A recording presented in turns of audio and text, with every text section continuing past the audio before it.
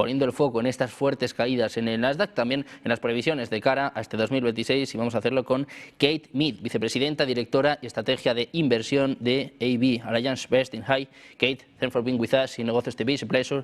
How are you here? Hi, nice to see you.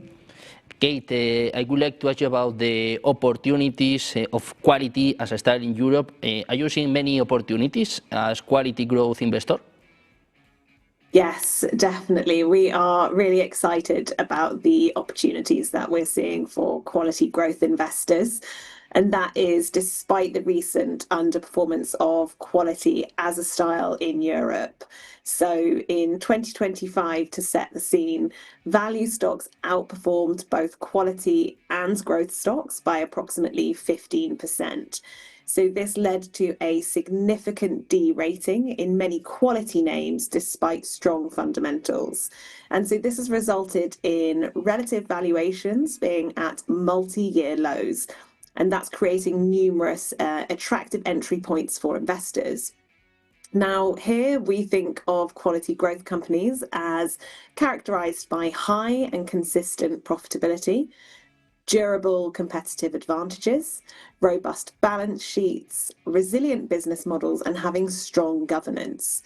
These types of companies benefit from structural growth trends such as digitization and automation, and that makes them less dependent on the broader economic or market environment. And so today, the current market environment is characterized by heightened uncertainty and some valuation anomalies. And we're finding that this presents a really compelling opportunity for long-term investors. Now, to provide you with an example, we're finding companies that operate in specialty chemical distribution, or those operating as low-cost airlines, for example. They have a strong cost advantage and financial stability, as well as trading at historically low valuations due to temporary cyclical headwinds. And those resilient business models and strong fundamentals make them attractive investment opportunities. So growth has started 2026 nice and strong, and that's indicating a potential for recovery and further opportunities for us as quality growth investors throughout the year. Kate, we are talking a lot about technology. Do European semiconductor companies have to be worried about the Chinese competition? So European semiconductor companies, and particularly those involved in advanced technologies, so a company like ASML, for example, do not have to be overly worried about Chinese competition in the near term. So extreme ultraviolet technology, or EUV technology, is crucial for advanced semiconductor manufacturing.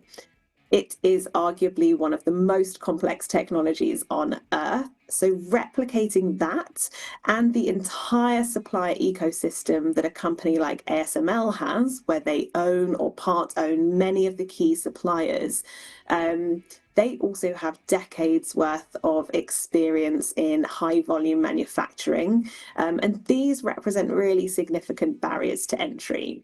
So that extreme ultraviolet technology is essential for producing some of the most advanced chips that we're seeing today. And Europe does have a dominant position in this market.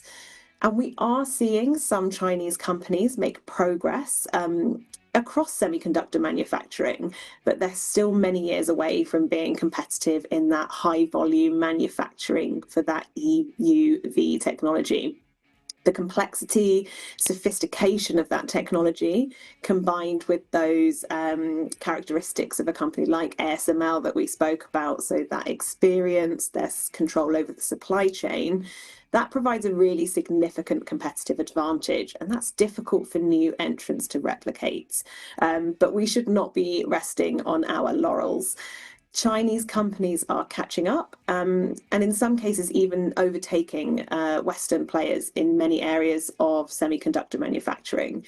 So what we're looking for is to see those European semiconductor companies continuing to invest and innovate to maintain that technological edge. We're looking to see them stay ahead of the competition in the long term, and that will really help. And Kate, what about the defense companies? Defense also has started this year really strong. What are your views about the defense companies? Yeah, so pivoting to defense stocks, you're right. We have seen they've had a strong start to the year. And we think that's due to the combination of increased confidence in German order momentum, but also alongside those rising geopolitical risks. So the defense sector has benefited from that expectation of increased defense spending across Europe, as Europe looks to enhance military capabilities in response to those tensions that we're seeing. So as we were in the back end of 2025, we saw some defense stocks experience significant sell-off, and that made them look fairly attractive. So we're seeing this debate around whether those defense companies can benefit from the operating leverage coming from growth, or if those benefits might be returned to governments. So we're looking for those defense companies to manage the supply chain well and to capitalize on those growth opportunities. So we think they can benefit from increased defense spending, but again, we're looking to see them manage that supply chain challenge and really leverage those growth opportunities. So overall, yes, we're seeing the defense sector as a well-positioned sector, and it should benefit from those areas we mentioned just now, so that current geopolitical environment and the plan to increase spending across Europe on defence. So that should provide strong momentum as we look at that favourable backdrop for defence companies in Europe. And Kate, the last question, talking about Europe, can the European companies outperform the US companies also this year? Yes, so we did see those European equities, albeit mainly on the value side, outperform the US in 2025. And there is potential for European companies to outperform the US again. And there are several factors that we're looking for to see that come through. The first of that is we have seen increasing interest from clients to diversify some of their exposure away from the US due to extreme positioning.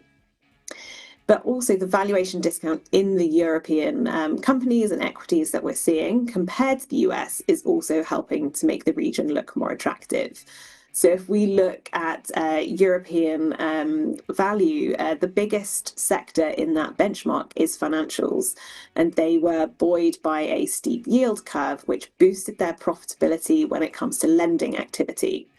And so, again, those increased expectations of defence spending that we've highlighted across Europe has lifted defence stocks, and that's also boosted the industrial sector. And that has contributed to some of the recent outperformance coming from European equities. But we want to sustain that outperformance, so we need to see more evidence of increasing earnings growth just beyond those sectors. So again, we're looking for structural growth drivers, resilient business models, and those quality companies to really benefit from that compelling opportunity. For example, the aerospace aftermarket and mining aftermarket sectors are expected to continue their strength, and that's driven by some factors that we're seeing like lower oil prices and strong commodity prices. So if European companies can demonstrate consistent earnings growth, capitalize on those valuation anomalies that we're seeing, there is potential to outperform the US in the coming years.